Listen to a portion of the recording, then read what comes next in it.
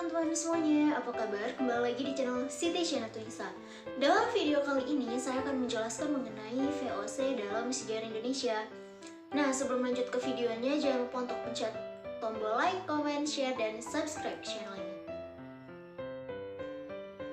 Nah, yang akan kita bahas dalam video kali ini yang pertama itu adalah latar belakang dari berdirinya VOC atau Verenigde Oost-Indisch Company yang biasa kita kenal juga dengan perusahaan dagang milik Belanda, di mana perusahaan ini dibentuk pada awal abad ke-17 Masehi dan memiliki tujuan untuk melindungi perdagangan Belanda di kawasan Samudra Hindia dan juga untuk membantu kerajaan berperang melawan Spanyol yang menjajah Belanda pada menjelang akhir abad ke-16.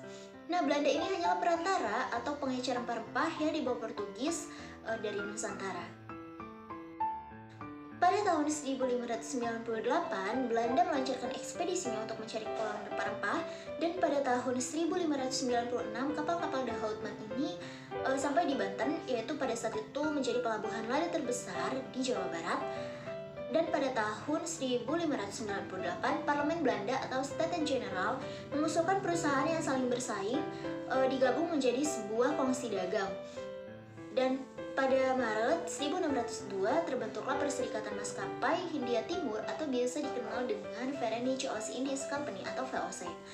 6 wilayah di Belanda ini punya perwakilan atau majelis di VOC. Setiap majelis punya sejumlah direktur dan jumlah direktur ada 17 dan disebut dengan sebagai Heren 17 atau Tuan-Tuan 17. Nah, selanjutnya yang kedua yang akan kita bahas itu mengenai perkembangan VOC. Di antara semua perserikatan dagang yang ada di abad ke-17 dan ke-18, Perserikatan Dagang Hindia Timur atau VOC ini yang didirikan pada tahun 1602 merupakan yang paling sukses di kalangan perserikatan dagang pada saat itu. Tidak lama sesudah kelahirannya, badan ini berhasil menyingkirkan orang-orang Portugis yang satu abad sebelumnya telah membangun imperium perdagangan di Asia dan hampir menyisihkan saingan di perdagangan Asia Eropa itu. Pada tahun 1800, VOC ini tetap merupakan yang terbesar di antara perusahaan-perusahaan dagang yang beroperasi di Asia. Kompani Belanda itu bertumbuh pesat karena beberapa faktor. Pertama sekali, berlimpahnya modal di Republik memungkinkan VOC maju jauh dibandingkan dengan lawannya. Dengan demikian, VOC ini mampu membiayai operasi-operasi militer yang perlu untuk meraih kedudukan sebagai pemegang monopoli sedunia dalam hal perdagangan rempah-rempah.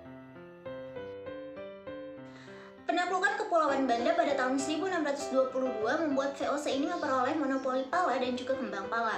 Sebaliknya, upaya monopoli cengkih membutuhkan jangka waktu yang lebih lama. Dengan jalan menghancurkan pohon-pohon cengkih di sejumlah pulau di Kepulauan Maluku, dan VOC berhasil memusatkan pembudidayaan rempah ini di Ambon. Makassar ini merupakan pelabuhan terakhir tempat para saudagar Eropa dan Asia yang masih sempat memasok rempah-rempah bukan dengan perantaraan VOC, yang dipandang sebagai penyelundupan oleh VOC. Tetapi pada tahun 1667 terdapat penaklukan terhadap Makassar dan berarti jalur itu pun tertutup. Terakhir, monopoli dalam perdagangan kayu manis diperoleh dengan cara mengusir orang Portugis dari Sri Lanka. Hal ini terjadi dalam dua tahap, yaitu antara tahun 1627 dan 1642, dan dalam kurun waktu 1654 sampai 1658. VOC juga tidak hanya mengangkut barang-barang dari Asia ke pasaran Eropa, ia juga berhasil mengumpulkan modal besar di Asia sendiri. Dan pada masa itu, wilayah perdagangan VOC biasanya disebut dengan India atau Hindia, sehingga sanggup membangun penjaringan perdagangan antara kantor-kantor perdagangan mereka di Asia. Perdagangan dalam kawasan Asia itu sendiri menghasilkan keuntungan besar bagi VOC sepanjang abad ke-17 dan juga ke-18.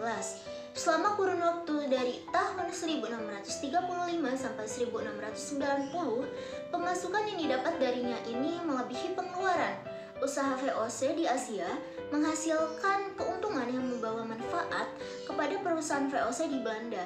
Di atas itu, sejak tahun 1639, kompani Belanda ini adalah satu-satunya saudagar dari Eropa yang memiliki izin memasuki Jepang. Selama abad ke-17, hubungan perdagangan dengan Jepang ini menghasilkan keuntungan yang sangat besar dan memberi kesempatan kepada VOC untuk memperoleh perak dengan harga yang rendah.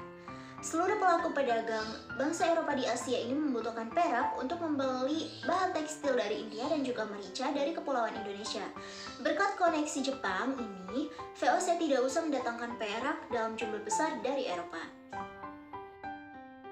Nah, selanjutnya yang ketiga yang akan kita bahas itu mengenai runtuhnya VOC. Pada bulan Desember 1780, pecah perang antara negeri Belanda dengan Inggris. Akibatnya, company ini mengalami krisis keuangan yang begitu genting. Selain itu, ada juga beberapa faktor yang mempengaruhi runtuhnya VOC, diantaranya adalah yang pertama, para pegawai VOC ini melakukan korupsi dan kecurangan karena bergaji rendah. Yang kedua, banyaknya saingan kongsi dagang dari negara lain di Asia, terutama Prancis dan juga Inggris. Yang ketiga, ada banyaknya gaji yang harus dibayar karena luasnya kekuasaan yang membutuhkan pegawai yang banyak. Dan yang keempat itu ada pengeluaran VOC semakin besar karena membiayai perang, berebut monopoli perdagangan, memperluas jajahan maupun melawan perlawanan rakyat dari berbagai daerah. Nah, itulah tadi mengenai VOC dalam sejarah Indonesia. Terima kasih telah menonton video ini. Jangan lupa untuk pencet like, comment, share, dan subscribe channel ini. Dan sampai jumpa di video selanjutnya.